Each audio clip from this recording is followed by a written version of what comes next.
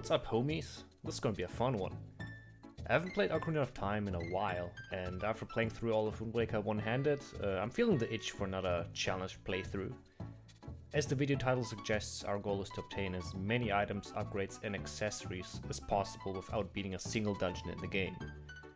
Obviously we have to define what beating a dungeon actually means, so let's lay down some ground rules. Number 1. First off, beating a dungeon is commonly defined as stepping into the blue warp after defeating the boss. That's how it's handled in speedruns, and we're just gonna go with that. Mini dungeons like Bottom of the Well, Ice Cavern and Gerudo Training Grounds don't have a blue warp, so therefore we can just move in there as we see fit. Number 2, glitches and sequence breaks are allowed, with one little exception. Without glitches, this challenge would be completely pointless, as it would most likely end straight away in Kokiri Forest, and we want to have fun here, so it is allowed. I did play this on the Wii Virtual Console version, but I don't think I used any version exclusive glitches anyways, so playing on version 1.2 didn't really matter. I chose the Japanese version just to save time on text. There's no other reason besides that. You can play this on the English version as well if you'd like. And number 3, something that is off limits is what I will refer to as inventory manipulation. Ocarina of Time can be broken wide open with glitches such as bottle adventure, stale reference manipulation and things of that nature. Using these glitches would make the challenge quite trivial, so we're not allowing it. And with that, we've got our rules covered. Now, just as a heads up, I did not really prepare a route that I wanted to take while going through the game. Especially during the beginning phase of the playthrough. So if you see me going to certain places more times than I needed to, like Kakariko Village, as you will see, that's why. I went into this pretty laid back. Once we go adult, it will be a bit more organized though. Also, if I can obtain an item or upgrade by normal means, like buying a Deku Shield, I will just show that I picked it up and not talk about it that much. This video is going to be long enough as is. Alright, and we're off. First stop is to obtain the Kokiri Sword and Deku Shield so we can get permission to enter the Deku Tree.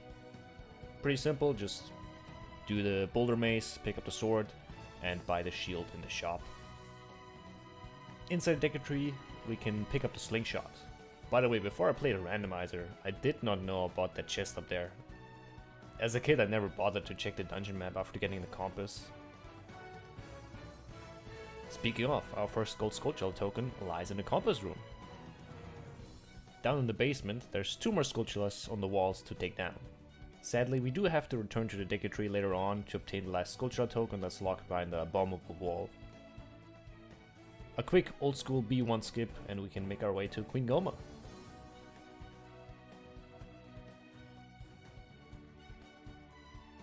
The boss fight is as easy as ever, and there's the first of our 8 heart containers. Obviously we can't take the blue warp outside, but a save and reset works just as well. Up in Lost Woods, I played a slingshot minigame to obtain our first upgrade, the Seedbag 40. First glitch of the run, we Navi dive to escape Lost Woods and make our way to one of our many Kakariko Village visits. We do quite a few things here. First of all, the bait of every Ocarina of Time speedrunner, catching cuckoos. That rewards us with a bottle, which we will fill with some bugs from the nearby grotto. We go outside Kak to wait until nighttime so we can obtain the gold Skulltula in the tree. On the ladder, the heart piece from Rooftop Guy, and 2 more tokens near the archery building and the Skulltula house. Going into the graveyard, there's a tomb with a convenient Hyrule shield to pick up. I was hoping for good luck with Dampé, but alas, we get a completely average 16 tries until he digs up the heart piece. Having bugs early on is very important since there's a good amount of soil patches with more Skulltulas in them, like this one here in the graveyard. A save and reset takes us back to Kokiri Forest. The time of day gets preserved after a reset so we can get the child exclusive Skulltula behind the house near the Kokiri sword chest, and another soil patch Skulltula. Back in Lost Woods, there's a soil patch and a Deku Tree upgrade for 40 rupees. Next might just be the worst minigame in the entire game. Ironically, it's the Ocarina game with these 2 skull children. I forgot to get the fairy ocarina before going here, so we get a different use out of our bottle of bugs. allowing us to use the sword as an ocarina instead. After totally not writing down the notes on a piece of paper, there's another heart piece for the collection. We escape the Lost Woods once more and obtain 3 items in Zora's River. The Skulltula token on the nearby ladder, the magic beans, which I only really bought just to have them in my inventory, and the freestanding heart piece, putting us at 5 hearts total. First trip to Hyrule Market, but don't worry, we're not done as Child Link. Not by a long shot. There's a Skulltula in one of the boxes in the guardhouse, the Seedbag 50 upgrade in the archery, another Skulltula in the tree near Malon, and I have to wait until the next day for said egg to hatch. During nighttime we bring Richard back to its owner for a heart piece reward. Enough time will pass on the way to Zelda. We walk over to the crates near the stealth section entrance, wake up Talon and get to sneaking around some guards.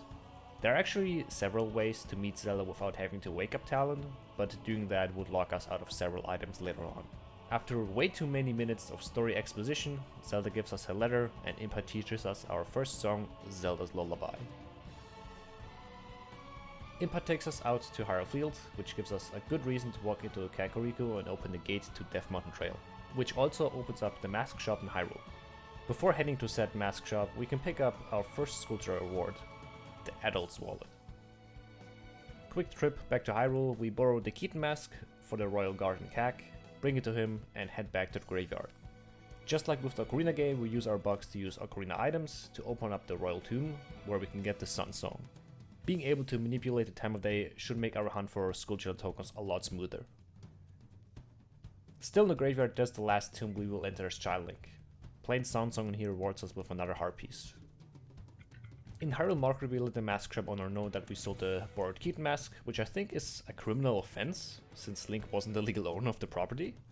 But the owner is a good sport and gives us another shot with the skull mask.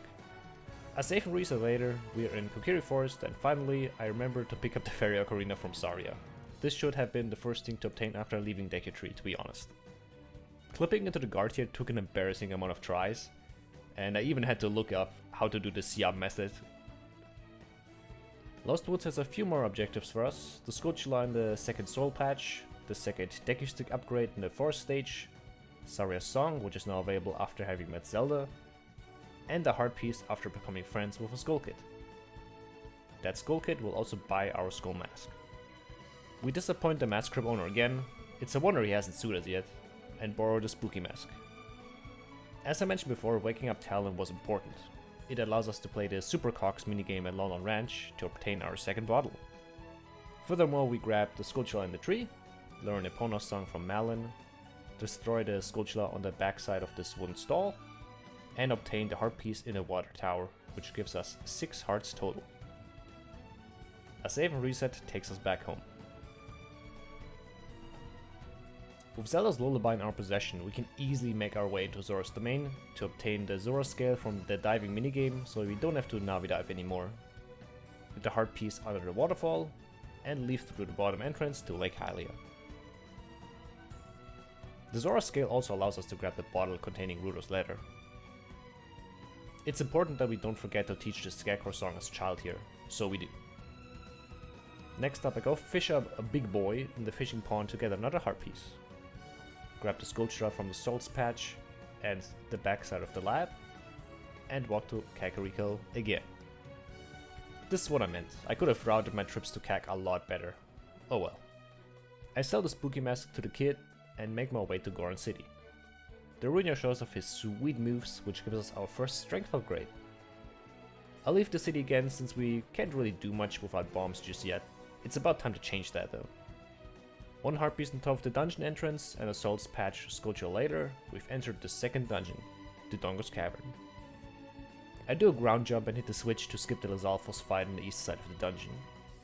Aside from that, nothing out of the ordinary happens in here. Honestly, you don't even have to do the ground jump that I did, it honestly just saves time. I pick up the Skulltula behind the bombable wall on the east side, the Skulltula on the vines above the stairs, get the first bomb back, and beat King Dodongo, which grants us another heart container. Just like in Deku Tree, we save and reset to leave the dungeon without using the blue orb. Going up Death Mountain Trail leads us to the magic fairy fountain. I always found it weird that you're required to get this fairy fountain first before any of the others. But, I mean, you need magic for the other items, so I guess it kinda makes sense, aside from double magic. Death Mountain Crater holds several pickups. The Skulltula in the crate, the heart piece hidden in the wall, and by doing consecutive side hops while targeting this wall will get us access to the double magic fairy fountain early. The side hop strategy only works as Childlink, as far as I know. Lastly, there's a soil patch right in the middle of the crater. A trip around the east side of Hyrule is the plan now. With our newly acquired bombs, we can enter our grotto in Lost Woods to obtain the Dekunut upgrade from a trader scrub. A Megafield gives us access to the second freestanding heart piece in Zora's River, and we're ready for the best cutscene in the game. Having gotten rid of Rue's letter also gives us another usable bottle slot. Outside of Jabu Jabu, there's a Skulltula in the tree and the Furrow's Wind Fairy Fountain. With all that done, time for the third child dungeon.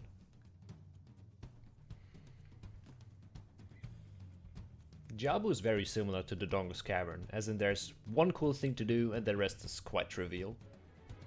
Dropping down in the main room, we grab Rudo, and on our way back up, there's a Skulltula on the vines. Rudo allows us to get a boomerang, and really that's all she's useful for, to be honest. With the boomerang, there's two Skulltulas in the basement up for grabs. And here comes the single cool thing about this dungeon, the Beery Hover. Basically, we get infinite sword glitch and use the enemy to hover to the top and bring down the platform. It skips spending time with Ruru, and that's honestly all the motivation I need. One last Skulltula before the boss, and an easy fight with Baronade nets us the third heart container, and also marks the first dungeon we have gotten all relevant pickups in. We're done here. This is also a good spot to mention that I don't count the relevant chests in the dungeons towards our collection total. They don't really add any value to the run in my opinion. A save and reset takes us back to the entrance and we leave. Before leaving Zora's domain altogether though, there's still a Skulltula near this log. The boomerang gives us access to it. Our token total is at 30 now. Walking down Zora's River at night, there's a Skulltula in this tree. With the boomerang and bombs, we can go and full clear bottom of the well now. To get in though, I have to do a cuckoo dive first. Bottom of the well is very straightforward, however it's a good place to get access to bomb chews. That aside, there's a Skulltula next to a like. A kinda useless Lens of Truth behind the Dead Hand fight. And one more Skulltula each west and east of the main room. With that, the first mini dungeon is complete. I've spent enough time pondering over the third illegal mask sale, so time to come clean to the mask shop owner.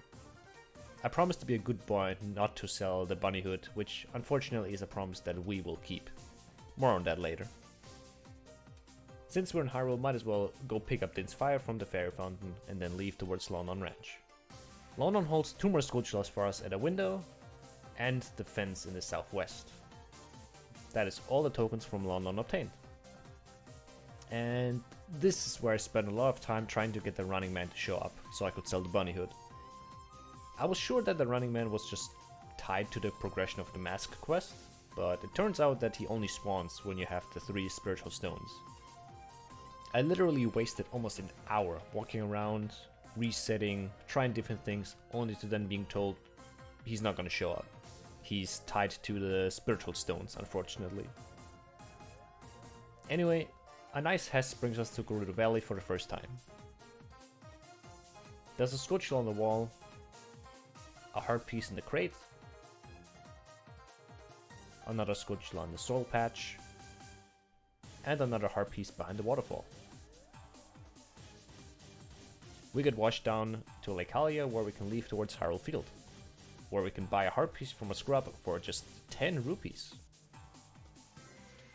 With that, we have 10 total hearts. A bit of unorganized running around leads me back to Deku Tree, where I can grab the last token behind the bomb of a wall. which concludes this dungeon as well. Next up is the chess minigame in Hyrule Market. I know I said that Lens of Truth is useless. It still kinda is, but I'd rather use it than take the 1 out of 32 chance of winning on my own. Death Mountain Trail has another Skulltula for us behind this wall. Back in Goron City, I throw a bomb in the bomb pot to pick up a heart piece, and then blow up the rolling Goron to obtain the bomb back 30. I actually wasn't sure if this pickup was locked behind obtaining the Goron Ruby first, similar to the bowling alley in Hyrule Market, which, spoilers, we're not able to indulge in. Moving on, we get another token in the Boulder Maze. This one is child only, I often forget that. A token on the side of this house in Kakariko, and fatality, we can get the 30 token reward as well now, the Giant's Wallet. The graveyard also has a Skulltula which we can grab with the boomerang now. Next up is a very old sequence break, entering Gerudo Fortress as child. My preferred method is a Bomb Chew Mega Flip. Definitely do this at nighttime though, otherwise it's way too easy to get caught by the guards and then you get thrown way down to Lake Hylia, so make sure it's night. Since we're here as child, we can do one of my favorite things to do in this game, getting ice arrows early. Ice arrows were such an unexplored concept in this game. I'm real glad that they got their time to shine in Majora's Mask. Alright, first we need to get into the Gerudo training grounds. By doing a careful seam walk up this corner and side hopping, we can unload parts of the lower map and walk straight into the entrance of Gerudo training grounds. Actually, getting to the ice arrow chest is quite simple. You just clip through the gate with a bomb chew. This only works as child, as far as I know. At least this version of the clip. I was really afraid I would have to learn more glitches to get through GTG as adult later on, but that was just my randomizer brain talking. Besides arrows, there's nothing of value to get in here, so we can just head back out. Luckily there's no guards here as child. That makes the gate skip even easier. We could have also done the same unloading glitch from before, it achieves the same goal.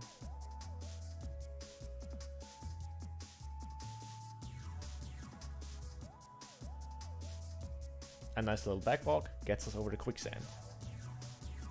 The Haunted Wasteland only has one important pickup for us, that is this Skulltula down here. Afterwards we can just follow the path through the rest of the wasteland that we all know by heart, right? And end up at the Desert Colossus. A few things to do here. First off, the Nairu's Law Fairy Fountain. Then the Skulltula from the Salts Patch. And since it's gonna make things easier, I'm gonna plant the bean as well. Entering and leaving Spirit Temple rewards us with the Requiem of Spirit, our first warp song. Spirit Temple's gimmick is that they want us to do this dungeon in 2 parts, which, fair enough. The child side has 3 Skulltulas for us.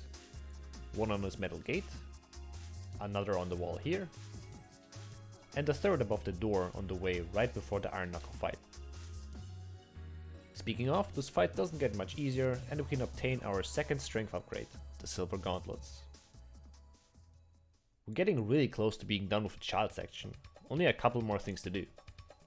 The grotto in Hyrule Field near Kakariko has another Skulltula for us, and I saw that I had 49 tokens at this point, and I really wanted to close out the section with 50 or more. So we're going to finish the Dodongo's Cavern right now. 3 tokens are still in here. The first requires us to go through parts of the dungeon backwards so we can climb up the stairs and use our trusty boomerang. The second is atop this ledge.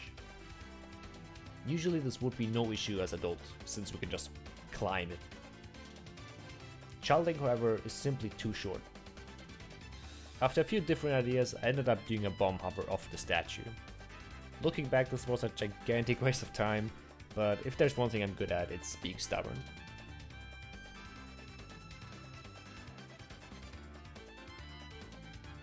The last Skulltula in DC is near the boss room behind a bombable wall. I could have sworn it was a room with Deku screw-ups, that's why I forgot it the first time around. Either way, that's the Dodongo's Cavern fully cleared. While we're in the area, another trip to Kak won't hurt, right? The reward for 50 tokens is another heart piece. Now, up to this point I didn't really have a comprehensive checklist of things to do, as you can probably tell by like the 50 trips we did to CAC, but going adult marks a big choke point in the run. We can't go back. Going adult is a one-way ticket. So I had to make sure I didn't forget anything that requires to be done as child. Going off memory alone was too risky, and I'm glad I did check. Now that I had a full list of things what I'm missing, things should be a lot more structured. On the way to Lake Hylia, I decided to grab the Sculptula in the grotto near Gerudo Valley. And down south of Lake Hylia, the only normal pickup I forgot was this Sculptula near the Fire Arrow pedestal. However, something that I remembered while writing out notes for all the collectibles was the existence of the infamous 37 far piece in Gerudo Valley. So here it goes. First we do the same gate skip we did previously, nothing new. Then we can make our way up to the top of the fortress near the big chest. That includes an angled jump and a mega flip over the gap. Just so you know, I don't open up the chest here for a reason. Here I might get the attention of the real speedrun old boys in the audience. I'm actually going to use Naruslav to do a mega flip. I definitely did not spend about an hour failing the regular mega flip. Either way, with Naruslav, infinite sword glitch and a timely mega flip in the corner, we can enter the loading zone from the top area and obtain the 37 far piece. And with that, we're officially done with our duties as Child Link. All that's left is doing Door of Time skip in Hyrule and start the adult life.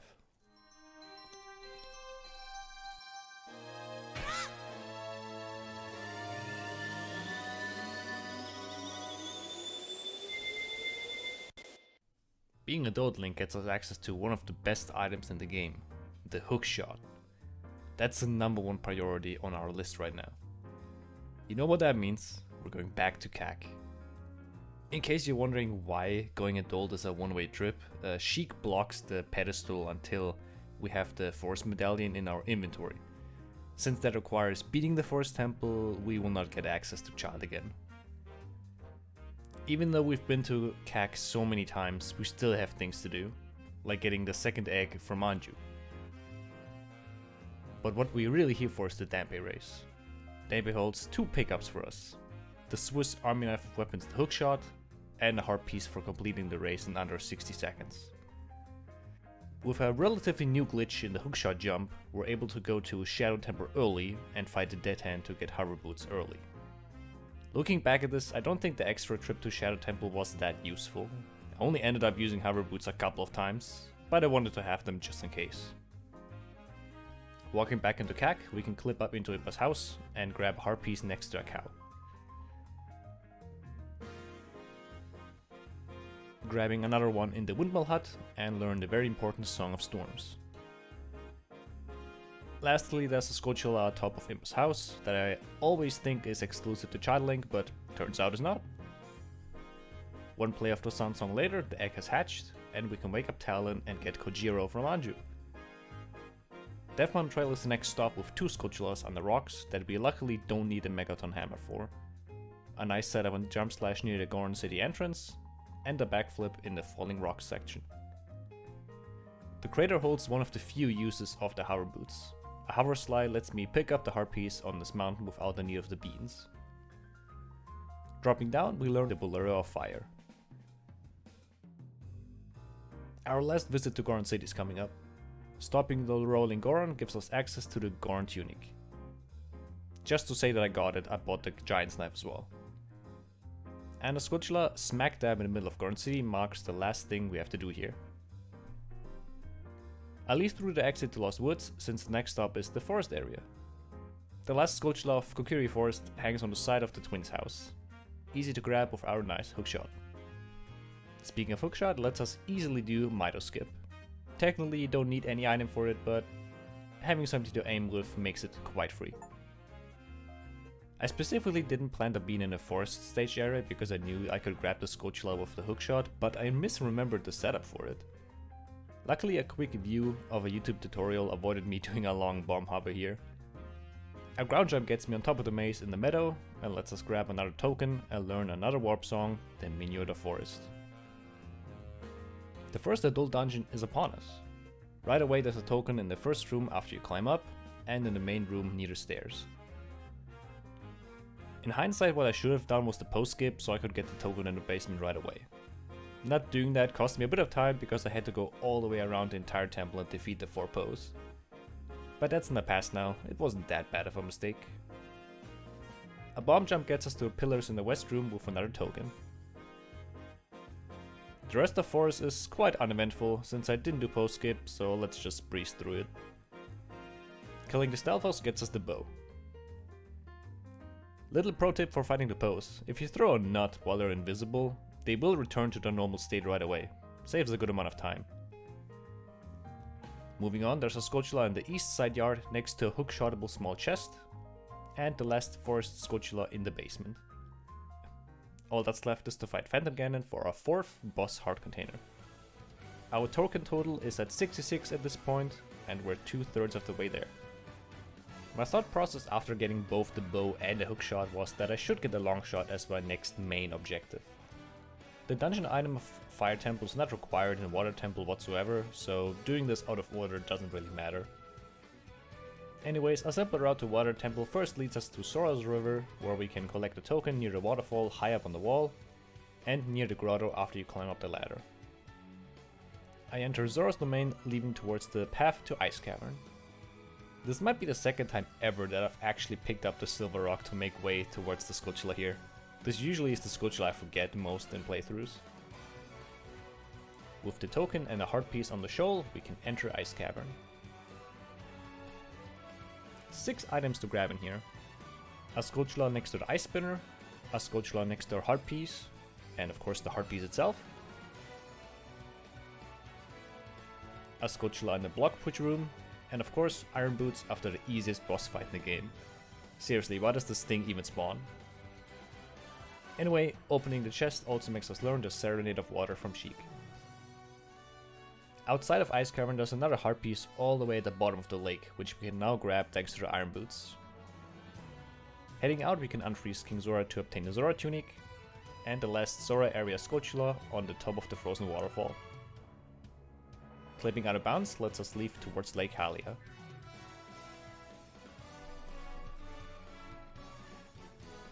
Very importantly, we can learn the Scarecrow song here, which we will use right away to enter the fishing pond. After a painful 7 minutes of reeling the fish in, there's the gold scale. Back to the lab again.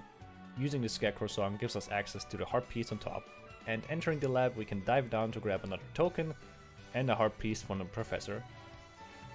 Enough side questing for now though, it's time for Water Temple. Water Temple is probably the most interesting adult dungeon in this playthrough. Before we get to the cool stuff, there's 2 Scotulas ahead of the long shot.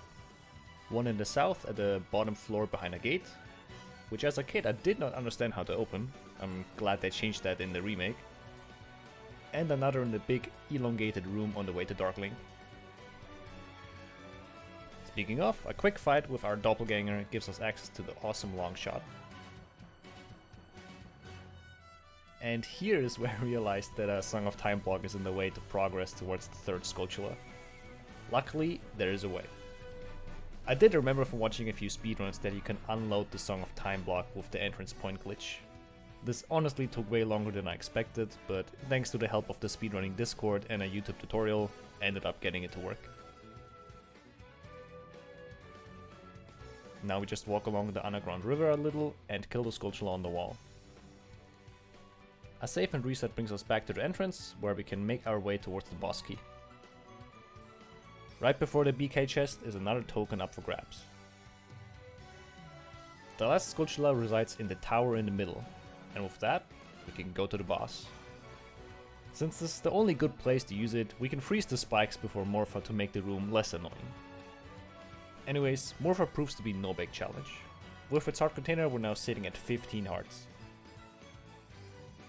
Thanks to the long shot, we can now easily grab the token on the big tree next to the pedestal. This puts our token total at a flat 80.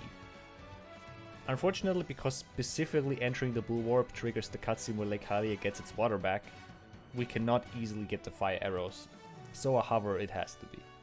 I was actually getting a bit nervous at this point. I only had 17 bomb shoes left for the hover here. Looking back at this, I completely forgot that I can do contortion hovers instead of doing side flip hovers. That would have made this a lot easier. But whatever, on the second attempt I made it over there and obtained the fire arrows. While wandering around to decide what I wanted to do next, I ended up going to the diving grotto in Hyrule Field to obtain a heart piece. I thought this was a good time to visit Lona Ranch for the last time and get access to Epona. The horse race against Ingo somehow proved to be quite messy. I always thought this was just a playground rumor, but turns out you can actually jump over the small fence near the ranch entrance with a precise jump. That aside, it would not be a gimmick playthrough without getting a cow delivered to our house. Completing Melon's jumping course in under 50 seconds gives us access to an unlimited supply of fresh milk. You know where we haven't been in a while, right? Kakariko Village. Another poorly planned trip to be honest, but I was in the area and I just got the quiver upgrade from the Kak archery. With that, I played the Bolero Fire and enter Fire Temple. Fire Temple is mostly straightforward. There are a few things that can make our lives easier in here though. I will point those out. The only concern in here would be the Song of Time block, but with a nicely angled jump, we can skip that one and obtain the first token. A bomb push lets me clip through the wall on the upper floor to get a key early. Again, as I said, besides the Song of Time block skip, none of this is needed to obtain all the stuff in Fire Temple. I'm just making it easier on myself. Fire Temple is actually a great place to make use of Ferora's Wind too. We gotta drop down a few times in here, and Ferora's Wind allows us to get back up way faster. Moving on, Pierre the Scarecrow leads us to 2 tokens. One on a climbable wall, and the other in the next room ahead. Ferora's Wind brings us back to the main hub room, and we can grab another token behind a destructible wall. Skipping ahead a little, nothing stops us on the way to the hammer, so it's now in our possession. I do set Ferora's Wind here for a special reason though. A save and reset takes us to the entrance where the last token of this temple awaits us right before the Flare Dancer fight. Since Fire Temple has been kinda boring, I decided to do the boss key skip, honestly just to show off. I really like this is like one of my favorite things to do in this game. The Volvagia fight is interesting. Many people probably don't know that you can hit Volvagia's hurt box under the ground. 7 hits with bombs and a jump slash with the giant snipe should do the trick. If you don't forget to equip it like I did. Either way, we're at 16 hearts now. Since we're close by, I decided to progress the trade quest a bit. So I delivered Kojiro to the kid in the forest, brought the mushroom to the witch in Kak, returned the powder to the girl in the forest, and delivered the poacher's saw to the boss of the carpenters in Gerudo Valley, which lines up well with the next area I want to complete. 2 tokens in Gerudo Valley finish off this part of the area. And there's another token on the outside of the fortress. Freeing the 4 carpenters makes the clan leader give us the Gerudo card, so now we can freely roam the fortress. On the top of the fortress there's a chest we didn't open when we were here as child. Now there's a heart piece in here, which puts us at 17 hearts. Riding up towards the archery range, there's the last fortress Scotula on one of the targets in the back. The archery itself grants us a heart piece and the biggest quiver. Playing the Requiem of Spirits brings us to the Desert Colossus, which holds a Scotula on a big rock, a Scotula on a tree, and a heart piece on the pillars right outside the entrance of Spirit Temple. This puts our token total at 91. Spirit Temple itself only has very few things to do since we did most of it as child. However, similar to Water Temple, I did forget that a Song of Time block is in this dungeon as well to try to keep us away from one token. Luckily the hover boots allow us to go out of bounds to still get this one regardless of the block being there or not. The last token is in the main hub room on the left side next to a spot for Pierre. Now all we need is the Mirror Shield, the boss key, and to fight Twin Rover. Pretty average RNG in the fight, and we're dangerously close to the end with 18 hearts now. With only 1 dungeon left to take on, I thought it was about time to finish the trade quest. Playing Bolero of Fire warps us to DMC, where we can obtain the prescription from Bigorna. King Zora trades it for Eyeball Frog, and with a nice out of bounds clip again, we can reach Lake Hylia to trade it for the eye drops with the lab professor. Back at Death Mountain, Gaur is happy about the medicine and gives us the claim check. After playing Sunsong a couple of times, we are finally rewarded with the Gaur sword. I don't know if you can believe it, but we're actually making our last trip to Kakariko village. Isn't that crazy? Really, we're just passing through though. I do the same hookshot jump as before and enter Shadow Temple again. Much like the other adult dungeons, Shadow has 5 gold Skulltulas to obtain. The first one is in the invisible spinner room behind the gate.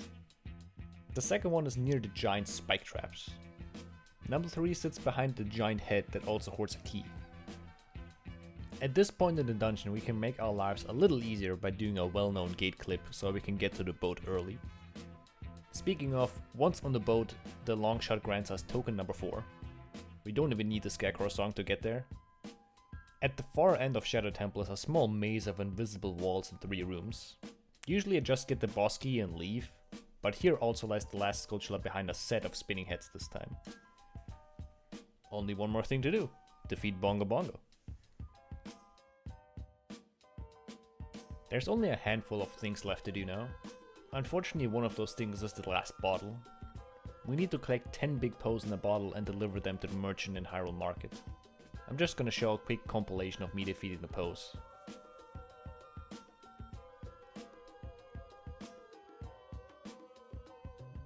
And there we have it, the last bottle. The only area we have left to complete is Ganon's castle, but getting there is a bit awkward. I only had very few bombshoes left over from the other hovers. Turns out the only place to refill my bombshoes reliably as adult is by buying them from the carpet salesman in the Haunted Wasteland. With those explosives in hand, I make my way to Ganon's castle. Outside there's the last Skulltula on the pillar here. We're done with those now. Additionally, there's also the last fairy fountain which grants us double defense. I could have gotten these things forever ago, but I thought it would be fitting to leave all these until the end. Finally, another side flip hover lets us reach the entrance to the castle. The thing of interest in here lies in Shadow Trial. You're supposed to use fire arrows to light the torch on the left, but I actually ran out of arrows. You can see me pause for a moment here. Luckily the hookshot and Din's fire accomplish the same thing. Pressing the switch spawns a chest with the gold gauntlets. And with those in our possession, we're now done. We've got all the items we can obtain without beating a single dungeon. Let's check our inventory and see how we did. Alright, we got all the tunics, shields, and swords. Inventory looks mighty full. Only a few songs missing, and... Oh. Oh no.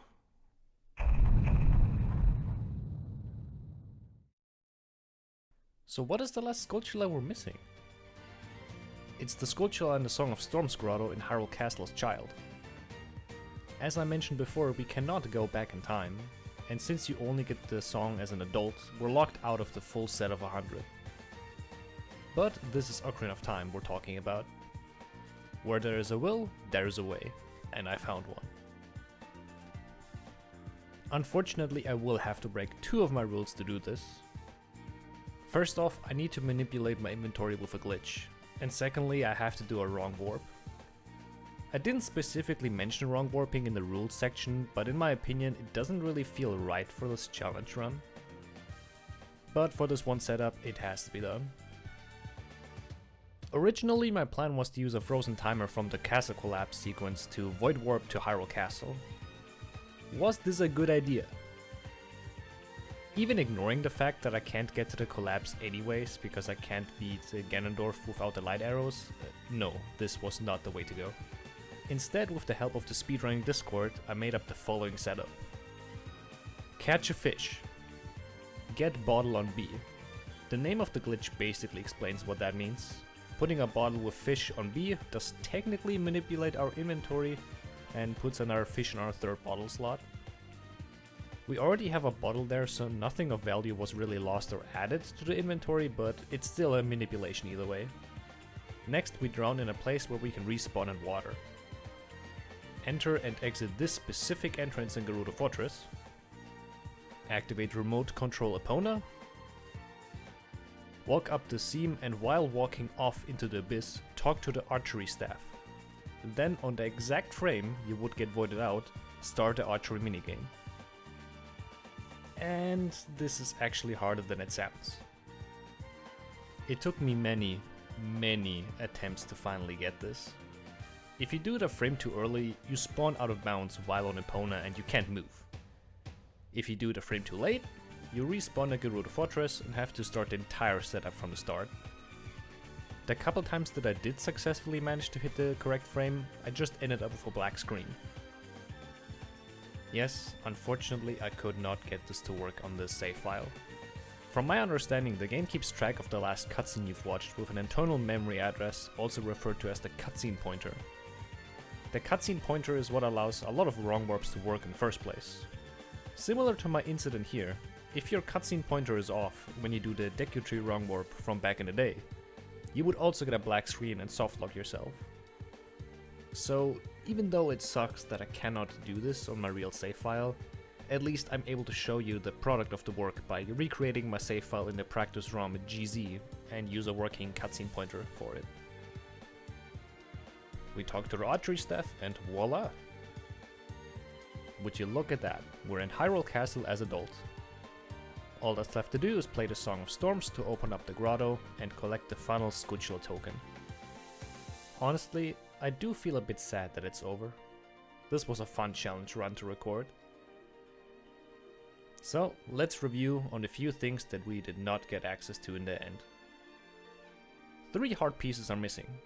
Bombchu Bowling requires you to beat Dodongo's Cavern.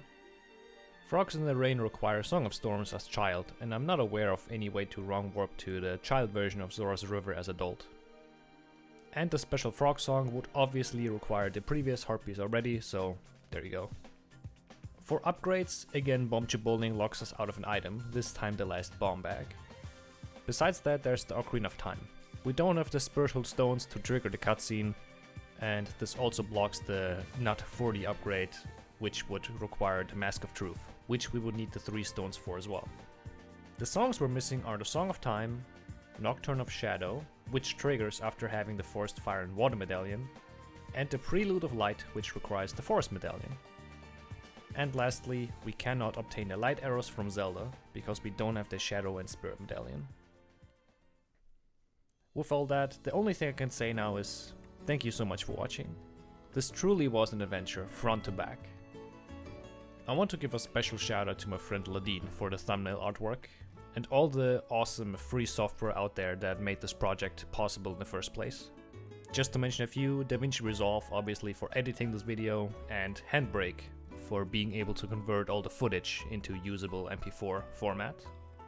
As you can probably tell, I'm not a script writer or audio professional, which you can probably tell by some of the rougher parts of this video, but I hope it was still enjoyable.